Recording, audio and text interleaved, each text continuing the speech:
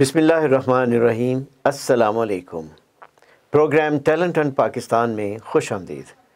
मैं हूं आपका मेज़बान एहसन बशीर शेख। नाजरीन, आज मेरे साथ मेरे स्टूडियो में मेरे जो मेहमान हैं वो बहुत ही कदावर शख्सियत है, फ़न की दुनिया का एक बहुत बड़ा नाम। हमने उनसे दरख्वास्त की कि वो अपने गुनागू मसरूफ़ियत में से कुछ देर हमारे लिए भी निकाले, तो हम उनके तहे दिल से शुक्रगुज़ार हैं कि उन्होंने अपनी उस मसरूफ़ियत में से हमारे लिए वक्त निकाला और आज मेरे साथ वो स्टूडियो में आए और आपसे बातचीत करेंगे। खानज़ादा असफंदयार खटक। खानज़ादा असफंदयार खटक, शो में आने के लिए शुक्रिया। बहुत नवाजिश, बहुत शुक्रिया मुझे मदऊ करने का। ये बात मेरे लिए बहुत ही काबिल इफ्तिखार है कि आपने मुझे दावत दी। बहुत खूब। खानज़ादा असफंदयार खटक, मैं जब आपका इंट्रो देख रहा था तो मैंने कहा कि मुझसे इतना ज़्यादा कैसे हो पाएगा, तो फिर यही सोचा कि क्यों ना आपसे आपकी कहानी सुनी जाए। तो प्रोग्राम को शुरू करते हैं आपकी इस बातचीत से कि आप बताइए कि ये चीज़ क्या आप अपने आप को, मैं अगर ये कहूँ एक्सप्लेन, तो खैर आप शायद ख़ुद भी ना कर सकें क्योंकि जो कुछ आप करते हैं इतना फ़न है आपके अंदर, लेकिन फिर भी लोगों की सहूलत के लिए और ज़्यादा बेहतर समझने के लिए खानज़ादा असफंदयार खटक कौन है, आज हम सुनना चाहेंगे आपसे। जी ज़रूर। सबसे पहले मैं ये बात कहना चाहूँगा नाजरीन के लिए कि मेरे नाम के साथ जो खानज़ादा जुड़ा हुआ है उसके पीछे है मेरी निस्बत खुशहाल खान खटक से, जो कि अफ़गानिस्तान के कौमी शायर हैं और पश्तो के एक अजीम शायर रह चुके हैं। मैं उनकी 12वीं पुश्त से हूँ और ये बात मेरे लिए बहुत ही बाइस इफ्तिखार है कि इतनी अजीम शख्सियत के ख़ानदान से मेरा ताल्लुक़ है। खुदा की करम नवाज़ी है कि उसने मुझे इस ख़ानदान में पैदा किया। तो इसी ख़ानदान से ताल्लुक़ होने के नाते से फिर हमारे जो आबा व अजदाद थे वो खटक कौम के सरदार थे, ख़ान थे उसके, और आखिर में अंग्रेज़ी दौर तक फिर हमारी जो आबा व अजदाद हैं उनको नवाबी का ख़िताब दिया गया। तो टेरी के नाम से हमारी रियासत थी जो कि 16वीं सदी में कायम हुई और वो फिर 1956 में पाकिस्तान के ज़िले कोहाट में ज़म हुई। जी बहुत खूब। और ये था आपके बारे में थोड़ा सा इंट्रोडक्शन जो असफंदयार ने दिया है। असफंदयार, मैं आपसे ये भी जानना चाहूँगा कि हमें बताइए कि ये जो आपका फ़न है ये क्या है और ये कैसे किया आपने बचपन से ही क्या आपको शौक़ था इसका? तो बचपन से लेके अभी तक की कुछ कहानी, कुछ शॉर्टकट कहानी, लंबी होगी बहुत लेकिन कुछ शॉर्टकट कहानी बचपन से लेके अभी तक हमें बताइए। जी ज़रूर। बचपन से ही मुझे रक़्स का शौक़ था।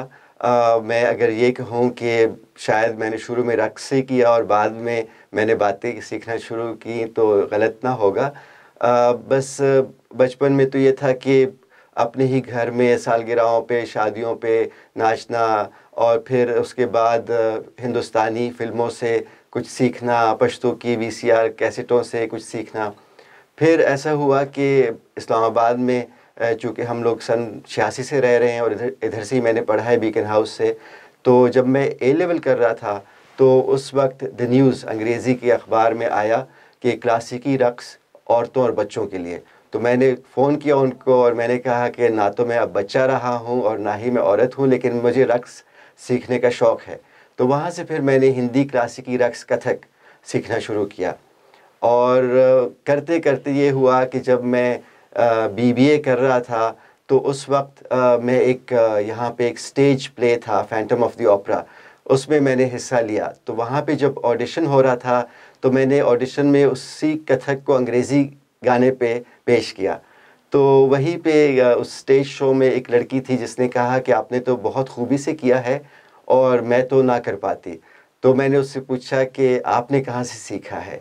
तो उन्होंने कहा कि मादाम इंदु मिठा जी। तो मेरी तो जो है ना मतलब हालत ऐसी हो गई कि मुझसे तो खुशी से मैं फूले नहीं समा रहा था। तो फ़ौरन मैंने उनसे नंबर लिया मैडम इंदु मिठा जी का और मैं उनकी खिदमत में हाज़िर हुआ। और फिर मैडम इंदु मिठा जी माशाल्लाह अब तो 92 साल की हो गई हैं और जनरल ابو بکر عثمان مٹھا کی father of SSG special services group کی ان کی بیگم، تو ان سے میں نے پھر شمالی ہندی کلاسیکی رقص کتھک سیکھنا شروع کیا، اور بعد میں نے ان سے جنوبی ہندوستانی کلاسیکی رقص بھرت ناٹیم میں نے ان سے سیکھا۔ تو یہ جو ہندی کلاسیکی رقص کی 2 قسمیں جب میں نے ان سے سیکھی تو میں نے کہا چونکہ میں افغان پٹھان ہوں، پشتون ہوں، تو کیوں نہ میں پشتوں کی موسیقی پہ اپنے رقص کو پیش کروں، جس میں خوشحال خان خٹک یعنی میرے دادا کی شاعری بھی ہو، اس میں جو ہے نا میں لوگوں تک کوئی پیغام بھی پہنچا سکوں۔ تو اسی طرح پھر میں نے خٹک کتھک کی آمیزش بنائی، تو اس آمیزش میں خٹک تلواریں بھی ہوتی ہیں، خٹک رومال بھی ہوتے ہیں سرخ رنگ کے جو کہ امن کا پیغام ہے، اور اس میں کتھک کا گھنگرو بھی ہوتا ہے۔ تو اس میں میں زیادہ تر خوشحال خان خٹک کی شاعری کا استعمال کرتا ہوں، چونکہ وہ انقلابی شاعری ہے اور جو ہے نا اپنی وطن سے اپنی قوم سے محبت کی شاعری ہے، اور تو وہ میں پیش کرتا ہوں۔ اسی سلسلے میں خاص طور پہ مجھے افغانستان بھی بلایا گیا، وہاں پہ دعوت دی گئی، چونکہ بہت خوب۔ وہاں کے قومی شاعر جو ہیں وہ خوشحال خان خٹک ہیں، تو وہاں پہ کابل کے شہر میں مختلف ٹی وی چینلز کے ساتھ میں نے یہ رقص خٹک کتھک پیش کیا، مزار شریف میں پیش کیا، ملیشیا میں بھی میں نے یہ پیش کیا ہے۔ تو میرا جو یہ مقصد ہے اس رقص کے ذریعے، وہ میں چاہتا ہوں کہ لوگوں میں امن کا پیغام لوگوں کو دے سکوں اس کے ذریعے۔ اس میں جو میں تلواریں استعمال کرتا ہوں وہ تلواریں کوئی ظلم کے لیے نہیں ہیں، بلکہ وہ تلواریں ہیں ظلم کے خلاف لڑنے کے لیے، چونکہ ہماری زندگی میں بہت سے منفی عناصر ہوتے ہیں جن سے ہمیں لڑنا ہوتا ہے، تو اس کے لیے ہمیں تلوار کی ضرورت ہوتی ہے، کسی طاقت کی ضرورت ہوتی ہے تاکہ ہم اپنا دفاع کر سکیں۔ تو اس میں جو سرخ رومال ہیں وہ تو محبت کا پیغام ہے، اور جو گھنگرو ہے، گھنگرو میں یہاں پہ بتاتا چلوں کہ گھنگرو ایک ساز ہے، جس طرح رباب ہے، جس طرح نائے ہے، شہنائی ہے، جس طرح گٹار ہے، اسی طرح گھنگرو بھی ہے۔ تو اگر ہمارے لیے رباب قابل تعظیم ہے تو ہمارے لیے گھنگرو بھی قابل تعظیم ہونا چاہیے، چونکہ ساز جو ہے وہ پیار اور محبت کا پیغام ہے، اور پیار اور محبت سے جو نفرت کرے تو اس کا تو دل پھر پتھر کا ہوگا۔ تو اس لیے ہمیں جو ہے نا خدا کی چیزوں سے بھی اور اس کی مخلوق سے بھی محبت کرنی چاہیے، اور جس چیز کے ذریعے بھی ایک پیار اور محبت کا پیغام پھیلایا جا سکتا ہے اس کی ہمیں قدر و عزت کرنی چاہیے۔ اچھا اسفندیار، یہ بتائیے کہ یہ جو آپ کی سکسیس سٹوری ہے، اس کے ساتھ ساتھ بیچ میں مجھے یقین ہے کہ یقین شاید نہ درست ورڈ ہے کہ نہیں ہے، لیکن میں استعمال کر رہا ہوں کہ آپ کو دقت تو بہت ہوئی ہوگی، آپ کو بہت سارے لوگوں کے سامنے پیش ہو کے اپنی کچھ صفائی میں بھی کہنا پڑا ہوگا۔ وہ سفر کیسا رہا اور آپ نے کیسا محسوس کیا؟ بس وہ جس طرح کہتے ہیں نا کہ ایک آگ کا دریا ہے اور ڈوب کے جانا ہے، تو میرے ساتھ تو کافی زیادہ مشکلات اس وجہ سے بھی پیش آئیں، چونکہ خوشحال خان خٹک سے نسبت تو وہ پھر لوگ کہتے تھے کہ آپ ان کی اولاد میں سے ہیں، آپ کیوں رقص کر رہے ہیں، پھر خانزادہ نوابزادہ ہونے کی نسبت کہ آپ کے آبا و اجداد ٹیری کے نواب رہ چکے ہیں، خٹک قبیلے کے سردار رہ چکے ہیں، تو آپ کیوں گھنگرو پہن کے ناچ رہے ہیں، اور آپ نے تو MBA کیا ہے کام سیٹ سے، اور آپ کا تو 15 سال سے زائد عرصے کا تجربہ ہے غیر سرکاری تنظیموں کے ساتھ، NGOs کے ساتھ، ہیومن رائٹس پہ، اور اس طرح کے کام آپ نے کیے ہیں ترقیاتی، جس میں آپ کی تنخواہ بھی کافی اچھی رہی ہے، تو آپ کو کیا ضرورت ہے ناچنے کی؟ تو مجھے ضرورت ناچنے کی اس لیے ہے کہ جس طرح خوشحال خان خٹک نے فرمایا ہے کہ جس کا میں اردو ترجمہ کر دیتا ہوں، پشتو میں ہے کہ شیخ دے منز رو جاکڑا زبڈا کے پیالے آخلاں ہر سڑائی پیدا دا پلخ پر کار لرا کنا۔ شیخ نماز اور روزہ رکھے اور میں بھرے ہوئے پیالے پیوں گا۔ خدا نے ہر انسان کو اپنے اپنے کام کے لیے بنایا ہے، ہر انسان کے پیدا ہونے کا ایک خاص مقصد ہوتا ہے، اور وہ اس مقصد کو جب پورا کرتا ہے تو اسی میں وہ خوبصورت لگتا ہے۔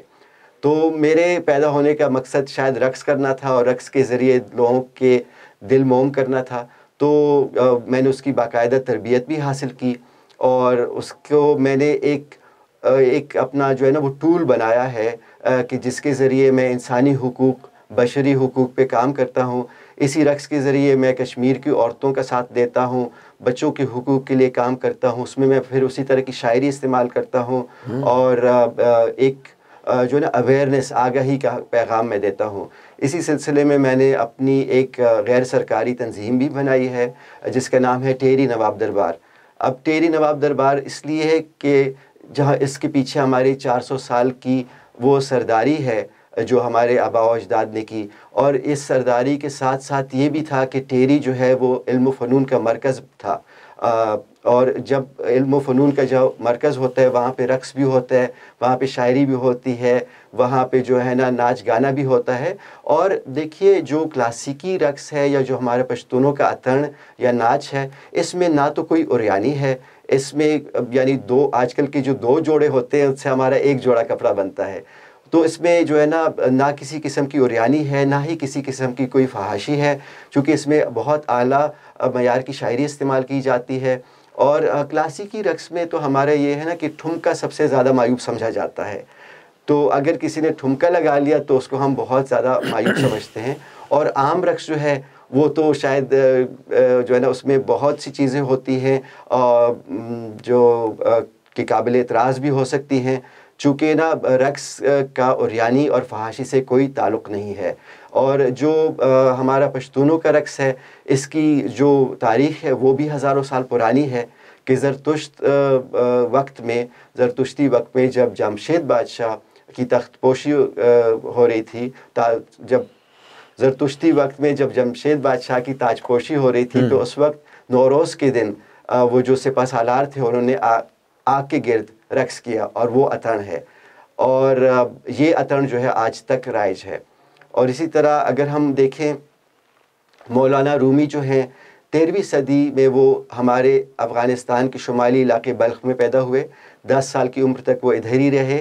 تو ظاہر ہے ان کا ایکسپوجر تھا پشتون قبائلی وہ قبیلوں سے, جو پشتون قبائلی لوگ جاتے تھے بلخ کی طرف.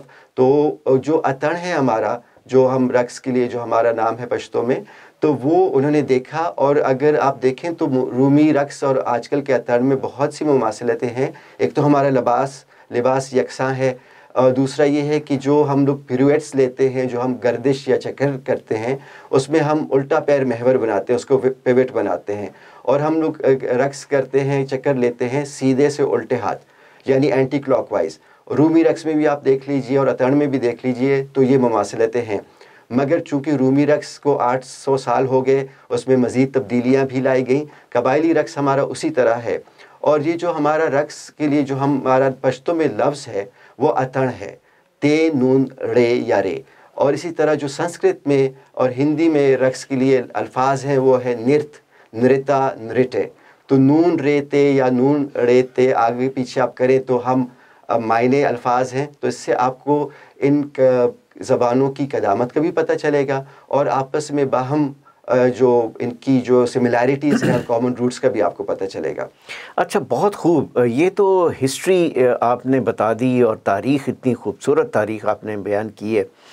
مجھے یہ بتائیے کہ آپ کا جو رقص ہے جب آپ کرتے ہیں تو عام دیکھنے میں یہ آیا ہے کہ آپ بہت کسی اور فریم میں, کسی اور لیول پہ جا کے کرتے ہیں, اور یہ آپ کو دوسروں سے بہت منفرد بھی کرتا ہے.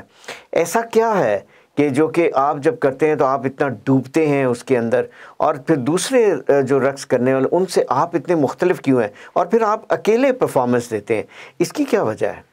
جی, جب میں رقص کرتا ہوں تو وہ میری زندگی کا سب سے خوشی کا وقت ہوتا ہے. اس طرح ہم انگریزی میں کہتے ہیں نروانا, جو ہندی میں نروان ہے, یعنی کہ بالکل مکتی, نجات آپ کو مل جاتی ہے ساری دنیاوی غموں سے, اور آپ جو ہے نا کھل کے سامنے آتے ہیں, اور آپ بالکل ایک جو ہے نا آزاد روح کی طرح, فری سول کی طرح آپ ناچتے ہیں. تو وہ مجھے جو ہے نا مولا مجھے بخشتے ہیں وہ وقت, اور جس میں بالکل ان کے ساتھ کنیکٹ ہو پاتا ہوں.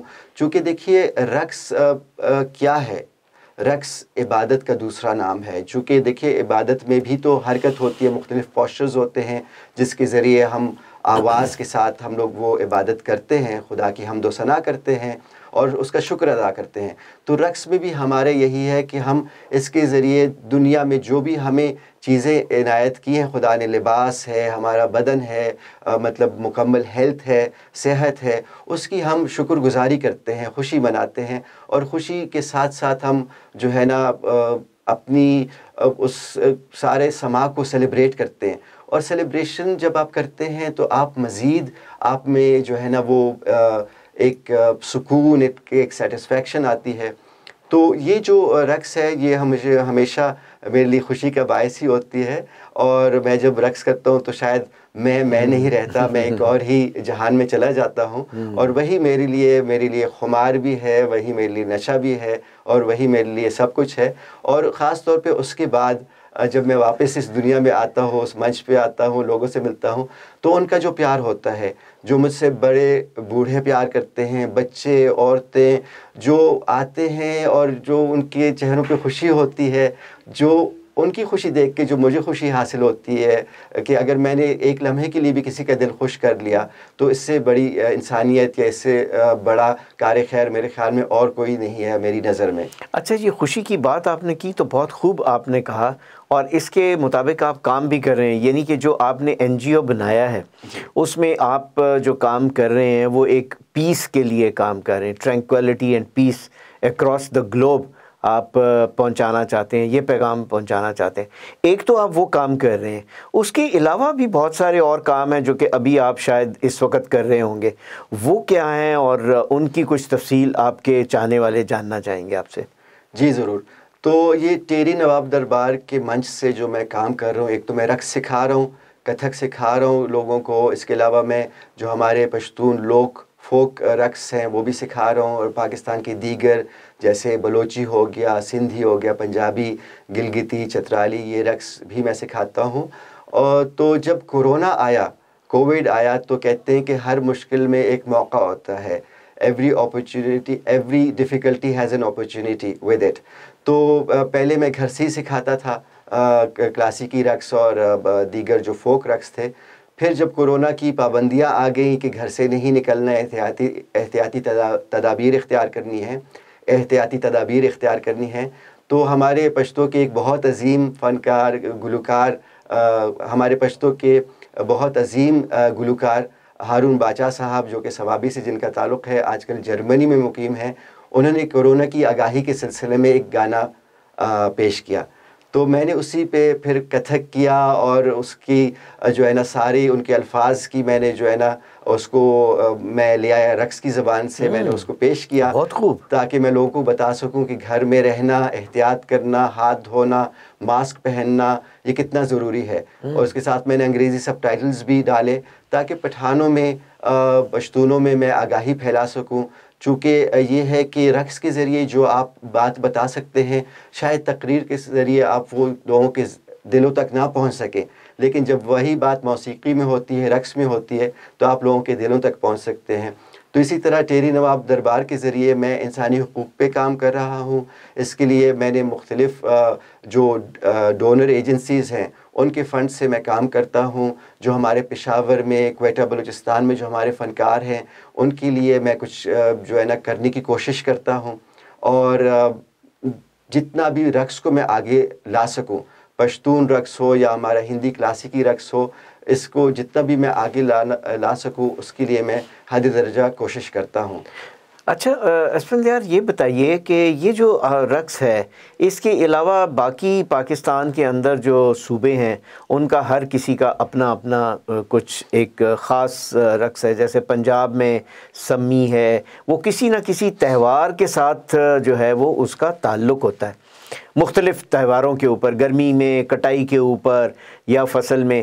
یہ جو خٹک ڈانس جو آپ خاص طور پہ کرتے ہیں اور تلواروں کے ساتھ پھر کرتے ہیں اور پھر وہ ہینکرچیفس کے ساتھ بھی آپ کرتے ہیں، تو یہ اس سے کوئی تہوار کا بھی کوئی منسلک ہے یہ کسی طرح سے، یا کہ صرف یہ ایک رقص ہے؟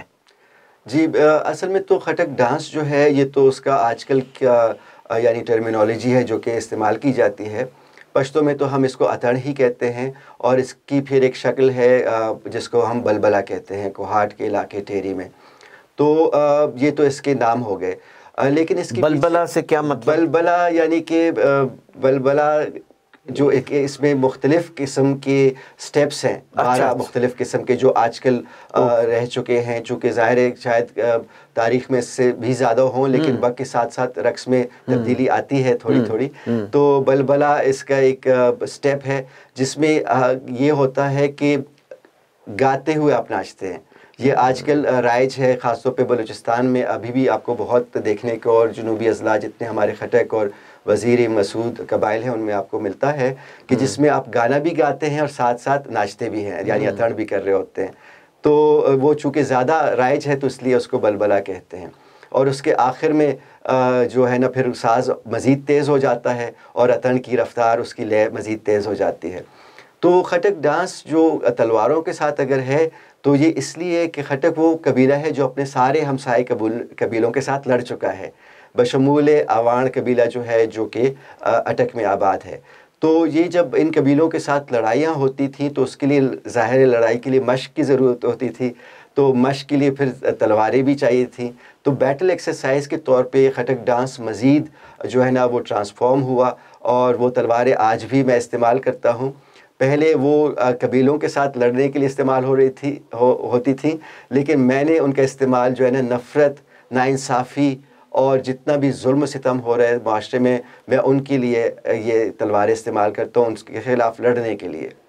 بہت خوب. اچھا یہ بتائیے کہ ساؤتھ ایشیا کے اندر جیسے ہمارے قریبی اور بھی ممالک ہیں، خاص طور پہ میں ذکر کروں گا ترکی کا، اور ترکی میں بھی جو ایک خاص ان کا ایک رقص ہے وہ بھی اسی طرح سے ہے، ایسے ہی لباس میں ہے جس کو آپ زیب تن کر کے کرتے ہیں، اور وہ بھی اکیلے ہوتا ہے، وہ گروپ میں بھی ہوتا ہے، اکیلے بھی کرتے ہیں. اس سے اور اس کی مناسبت کیا ہے، اور اس کا اس کے ساتھ کوئی تعلق ہے، کوئی جڑتا ہے تعلق اس کا اس کے ساتھ؟ جی، اصل میں مولانا رومی جو ہیں جلال الدین بلخی صاحب، یہ 13ویں صدی میں افغانستان کے شمالی علاقے بلخ میں پیدا ہوئے. تو 10 سال تک یہ بلخ میں ہی رہے، لیکن جب یہاں پہ حملوں کا خدشہ ہوا تو یہ بطرف روم یعنی بطرف ترکی انہوں نے ہجرت کی، حاضر وقت جو ترکی ہے. تو 10 سال کی عمر تک تو یہ اپنے ہی علاقے افغانستان میں رہے. تو ظاہر ہے ان کا پھر واسطہ رہا پٹھان قبیلے، افغان پشتون قبیلوں کے ساتھ بھی، جو کہ ہمیشہ سے اتڑ کرتے چلے آ رہے تھے. تو اتڑ میں جو ہے نا ہمارا الٹا پیر جو ہے وہ محور ہوتا ہے، فلکرم کے طور پہ اس کو استعمال کیا جاتا ہے، اور ہم لوگ چکر جو لیتے ہیں وہ سیدھے ہاتھ سے الٹے ہاتھ کی طرف، یعنی اینٹی کلاک وائز ہمارے زیادہ چکر ہوتے ہیں. تو اسی طرح مولانا رومی کا جو درویشی صوفی رقص اگر آپ دیکھ لیں تو اس میں بھی الٹے پیر کو محور بنایا جاتا ہے، اور اس میں بھی جو چکر ہیں وہ اینٹی کلاک وائز ہیں، یعنی سیدھے سے الٹی کی طرف نا.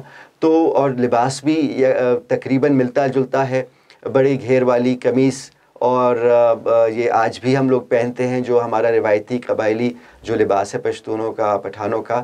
تو یہ دیکھیے مماثلتیں اگر آپ دیکھنا چاہیں تو صوفی رقص کے ساتھ بھی آپ کو مل رہی ہیں، رومی رقص کے ساتھ بھی، اور جو ہمارا اتڑ کا جو نام ہے اس کو آپ نرت یا نرتا یا نرٹے سے بھی جوڑ سکتے ہیں، جو کہ ہندی اور سنسکرت میں ہے. تو دیکھیے نا یہ ساری قومیں، ان کی جو وہ جڑ ہے یا پرانی زبانوں کی جو جڑ ہے وہ تو ایک ہے نا، چونکہ ہم سب انسان ہیں، سب جو ہے وہ کہیں نہ کہیں ہمارا ایک ناطہ، ایک سلسلہ ایک یعنی کامن پوائنٹ پہ تو آتا ہے. لیکن چونکہ ہم لوگ مختلف سمتوں میں گئے، مختلف جغرافیائی علاقوں سے ہمارا واسطہ پڑا، تو اس میں یعنی زبان بھی مختلف ہوتی گئی اور لباس بھی مختلف ہوتا گیا. لیکن میں اسی بات پہ تحقیق کر رہا ہوں کہ پشتو کا موازنہ سنسکرت کے ساتھ کیا جائے، پشتو کا موازنہ فارسی کے ساتھ کیا جائے، تاکہ جو ہے نا جو ہماری آپس کی نفرتیں ہیں اس میں ہم کمی لا سکیں. دیکھیے جب کم علمی ہوگی، جب آپ کو دوسرے کے بارے میں پتہ نہیں ہوگا تو پھر آپ نفرت کریں گے، لیکن جب آپ کو دوسرے کے بارے میں جتنا پتہ چلے گا آپ کو اتنا ہی معلوم ہوگا کہ کتنی چیزیں مشترک ہیں اور ہم لوگ کیوں نفرت کر رہے تھے. دیکھیے یہ زندگی تو محبت کے لیے بھی مختصر ہے، ہمارے پاس کچھ یعنی زیادہ وقت تو نہیں ہے اس دنیا میں، تو ہم کیوں اس کو نفرتوں میں ضائع کریں، ہم کیوں نہ محبت کریں، اور ہم تفریق کیوں کریں ایک دوسرے کے ساتھ. اور محبت کو ایکسپلین کرنے کے لیے اور اس کے جذبات جو ہیں ان کو بتانے کے لیے سب سے خوبصورت جو چیز ہے وہ رقص ہے. اور اسی لیے کہتے ہیں کہ پرندے بھی رقص کرتے ہیں. ہوا اور درخت جب چلتی ہے تو وہ جب ہوا سے درخت جو ہیں وہ ہلتے ہیں تو میرا خیال ہے کہ اسفندیار وہ بھی رقص کرتے ہیں. تو غرض ہے کہ ہر چیز جو ہے وہ رقص کرتی ہے اور اس سے وہ اظہار کرتی ہے، اپنی کچھ نہ کچھ پیغام دیتی ہے۔ اچھا مجھے یہ بتائیے کہ یہ جو خاص رقص ہے یہ تو آپ کرتے ہی ہیں پرفارمنگ آرٹس میں، کبھی زندگی میں ایسا بھی ہوا کہ آپ نے سوچا ہو کہ مجھے اور دوسری طرح کے جو ڈانسز ہیں وہ بھی سیکھنے چاہیے اور وہ بھی کرنے چاہیے کہ نہیں؟ جی بالکل، جیسے میں نے پہلے عرض کیا کہ رقص کا شوق تو مجھے تھا بچپن سے، لیکن شروع میں میں نے جو ہے نا جو بھی میرے پاس میسر فیسلٹیز تھیں اس کے ذریعے، جیسے VCR فلموں کے ذریعے میں سیکھتا تھا، پھر باقاعدہ میں نے اس کی تربیت حاصل کی ہندی کلاسیکی رقص کی۔ تو اس کے علاوہ جو ہے پومیگرینیٹ گارڈن ڈانس، جو کہ US میں بیسڈ ایک رقص کے لیے ایک منچ ہے، پلیٹ فارم ہے، وہاں پہ میں سکھاتا بھی ہوں اور سیکھتا بھی ہوں، چونکہ اس میں ہمارے مختلف جو وسط ایشیائی ممالک ہیں اور جو ایرانی فارسی جو کلتور یا ثقافت جہاں جہاں تک اس کا اثر و رسوخ ہے، وہاں کے اساتذہ ہیں جو کہ فارسی رقص سکھاتے ہیں، تو میں اس میں افغان پشتون رقص سکھاتا ہوں۔ تو اس میں مجھے موقع ملتا ہے کہ میں قزاق رقص بھی سیکھوں، میں جو ہے وہ ترکمن رقص بھی سیکھوں، اور یہ سارے فلیورز یا یہ سارے رقص آپ کو افغانستان میں بھی مل جاتے ہیں، لیکن یہ ہے کہ ان کے اپنے ملک والے جس طرح کرتے ہیں، چونکہ جغرافیائی طور پہ وہ پھر دور ہیں، تو ان کا اپنا مزہ ہے، افغانستان کی ایک اپنی انفرادی پہچان ہے۔ تو یہ دیکھیے سیکھنے کا عمل، چاہے وہ رقص میں ہو، چاہے علم میں ہو، چاہے وہ کسی بھی شعبے میں ہو، وہ جاری رہنا چاہیے، کیونکہ جب تک آپ سیکھتے ہیں آپ زندہ رہتے ہیں، اور جب آپ سیکھنا چھوڑ دیتے ہیں تو وہ ایک طرح سے آپ کی موت واقع ہو جاتی ہے۔ اچھا یہ تو بہت لمبی ایک فہرست ہے جو کہ آپ نے گنوائی ہے، اللہ آپ کو کامیابی دے اس میں کہ آپ وہ بھی سیکھ سکیں۔ اور لیکن مجھے یہ بتائیے کہ پاکستان سے باہر بھی آپ نے کافی ساری پرفارمنسز کی ہیں، وہ کہاں کہاں کی اور وہاں کا تجربہ آپ کا کیسا رہا؟ وہاں کے لوگوں نے سب سے زیادہ چیز جو ہے وہ پاکستان کی کیا چیز پسند کی؟ جی پاکستان سے باہر میں کئی دفعہ میں نے ملیشیا میں اس کو پرفارم کیا ہے، اور افغانستان میں نے پرفارم کیا مختلف شہروں میں، تو مجھے بہت زیادہ پذیرائی ملی۔ اور جب آپ اپنے ملک سے، اپنے ملک کی جغرافیائی حدود سے باہر اپنے پاکستانیوں سے ملتے ہیں، اپنے پٹھانوں سے، پنجابیوں، سندھیوں سے ملتے ہیں، تو آپ کو ایک اور طرح کی خوشی اور ایک اور طرح کا لذت آپ کو محسوس ہوتا ہے، چونکہ وہ خوشی ایسی ہے جس کو آپ بیان نہیں کر سکتے۔ تو یہ ہے کہ اس کے علاوہ پھر میں نے آن لائن پلیٹ فارمز پہ بعد از کرونا کے بعد کے دنوں میں یا کرونا کے دوران بھی میں نے آن لائن پلیٹ فارمز میں مختلف ممالک میں نے پیش کیا ہے اس رقص کو۔ اور جس طرح میں نے بتایا کہ جب آن لائن میں نے سکھانا شروع کیا، تو مجھے پتہ نہیں تھا کہ جہاں پہ میں اپنے گھر سے اگر سکھا رہا تھا یا ٹیری نواب دربار کے ذریعے اگر میں سکھا رہا تھا، تو اس میں محدود تھا صرف پنڈی اسلام آباد تک، چونکہ میرے جتنے بھی شاگرد ہیں وہ پنڈی اسلام آباد کے سے ہی آ سکتے تھے۔ لیکن جب میں نے آن لائن سکھانا شروع کیا تو میرے شاگرد، آپ یقین مانیے کہ نیوزی لینڈ سے لے کر الاسکا تک، چونکہ اس میں نہ پھر کوئی جغرافیائی بندش تھی، نہ کوئی وقت کی قید تھی، تو اس طرح سے مختلف جگہوں تک اس کی رسائی میں نے لوگوں کو فراہم کی ہے۔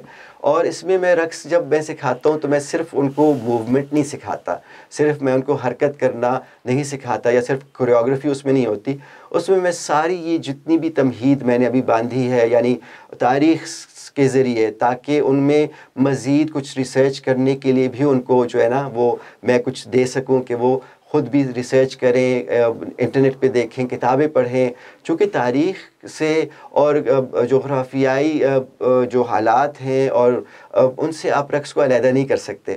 اور رقص وہ چیز ہے جو کہ آپ کی اداکاری، ایکٹنگ، آپ کی شاعری، پوئٹری اور آپ کی جو ساز ہے سب کو یکجا کرتی ہے۔ تو جو رقاص ہے وہ گلوکار بھی ہے، وہ جو ہے نا وہ اداکار بھی ہے، اور وہ ساز نواز بھی ہے۔ تو یہ تین خوبصورت فنون لطیفہ کو اکٹھا کرنے والا رقاص ہے، اور اس رقاص کو لوگوں کو چاہیے کہ وہ اس کی تعظیم کریں، چونکہ اس میں کوئی غلط چیز نہیں ہے، اس میں نہ کوئی عریانی ہے اور نہ ہی کوئی فحاشی ہے، تو ایک جائز چیز کو آپ کیوں برا کہہ رہے ہیں؟ اور اگر اسی طرح آپ ان چیزوں کو اگر آپ برا کہیں گے تو لوگ پھر کیسے اپنے آپ کو انٹرٹینڈ رکھیں گے، کیسے وہ جو خدا کی شکر گزاری کیسے کریں گے ان نعمتوں کی؟ تو پھر ظاہر نفرت آئے گی، پھر ظاہر دہشت گردی کی طرف لوگوں کا دھیان جائے گا۔ تو جہاں میں تو کہتا ہوں کہ جو نفرت اور جو ظلم ہے اور جو دہشت گردی ہے، اس کا علاج جو ہے فنون لطیفہ ہے، کہ آپ لوگوں کو شاعری کی طرف لائیں، ان کو یہ جو جتنا بھی یہ جو ہمارے فائن آرٹ ہیں ان کے ذریعے آپ ان کو ایک خوبصورت منچ دیں تاکہ وہ زندگی سے محظوظ ہو سکیں۔ اچھا، آپ کے مشاہدے میں یہ بات آئی ہوگی یقیناً، اور یا آپ اس پہ سوچتے ہوں گے کہ جو رقص کی دنیا ہے اس کے اندر کیا مرد زیادہ اچھا رقص کرتے ہیں، کیا ٹرانسجینڈرز اچھا رقص کرتے ہیں، یا خواتین اچھا رقص کرتی ہیں؟ دیکھیے، رقص تو وہ سب سے اچھا کرتا ہے جو دل سے کرے۔ میں کہتا ہوں کہ اس میں صنف یا جنس کا کوئی اس طرح سے عمل و دخل نہیں ہے، چونکہ جو بھی آپ کام کرتے ہیں اگر آپ اس کو خلوص دل سے کریں تو وہ آپ کو خود بھی اس میں مزہ آئے گا اور لوگ بھی اس مزے کو محسوس کر سکیں گے۔ تو اس میں یہ ہے کہ جو بات یہی ہے کہ لگن سے پہلے تو آپ اس کو سیکھیں۔ دیکھیے، شوق تو بہت سے لوگوں کو ہو سکتا ہے، لیکن اگر انہوں نے سیکھا نہ ہو تو ظاہر ہے پھر وہ شاید بات نہیں بنتی۔ تو اس لیے رقص کو ہمیں جو ہے، دیکھیے ہم زبان اگر ہم اردو بول رہے ہیں تو ہم نے اسکول میں سیکھی ہے یہ زبان، اگر ہم انگریزی بولتے ہیں تو ہم نے سیکھی ہے کہیں نہ کہیں، اسکول میں ہو چاہے یا کسی اور طریقے سے ہو۔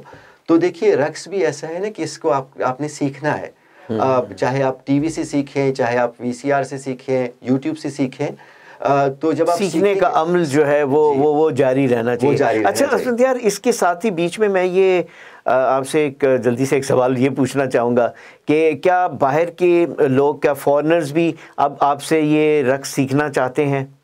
جی بالکل، باہر کے ملک کے لوگ تو بہت زیادہ شوق رکھتے ہیں، ان کو بہت زیادہ دلچسپی ہوتی ہے ہماری ثقافت سے، ہمارے کلچر سے، چونکہ ان کو پتہ ہے کہ اس کی کیا اہمیت ہے، اور ہمیں بھی اپنے کلچر کی اہمیت کو جاننا چاہیے۔ تو باہر کے ملکوں کے جو لوگ ہیں ان کو میں آن لائن طریقے سے سکھاتا ہوں، پومیگرینٹ گارڈن ڈانس کے ذریعے اور ٹیری نواب دربار کے ذریعے میں ان کو سکھاتا ہوں، اور یہاں پہ میں جو ہے نا بہت جلد جو ہے نا یہاں پہ ڈپلومیٹک انکلیو کے اندر میں سکھانا شروع کروں گا، تاکہ جو ہمارے غیر ملکی جو لوگ یہاں پہ تشریف لائے ہیں وہ بھی پاکستان کا یہ رخ بھی دیکھیں۔ ہمارے پروگرام کا وقت قلیل نہ ہوتا تو آپ سے گفتگو جو ہے وہ کبھی رک ہی نہیں سکتی، تو چونکہ وقت قلیل ہونے کی وجہ سے اب پروگرام جو ہے اپنے اختتامی لمحے کی طرف جا رہا ہے، تو میں چاہوں گا کہ آپ اپنے کوئی پیغام جو آپ دینا چاہیں اپنے ویورز کو یا نئی نسل کو وہ دیجیے۔ جی، مولانا رومی صاحب فرماتے ہیں کہ کائنات کا ہر ذرہ رقص میں ہے، تو جیسے کائنات کا ہر ذرہ رقص میں ہے، اس لیے ہم بھی اگر رقص کریں تو ہم بھی جو کائنات ہے اس کے ساتھ ساتھ ہم چل سکیں گے، اور میں یہ کہوں گا کہ چونکہ میں رقصاں ہوں اس لیے میں زندہ ہوں۔ بہت شکریہ ناظرین، میں نے آج آپ کو اپنے مہمان خانزادہ اسفندیار خٹک سے ملاقات کروائی۔ انہوں نے بہت خوب اور بہت خوبصورت باتیں اس پروگرام کے دوران کی۔ ہمارے پروگرام کا اتنا ہی وقت تھا کہ ان سے اتنی ہی گفتگو ہو سکتی۔ انشاءاللہ کبھی دوبارہ موقع ملا تو پھر ایک اور نشست کریں گے۔ تب تک کے لیے اور اگلی ہفتے تک کے لیے مجھے اجازت دیجیے۔ اللہ نگہبان۔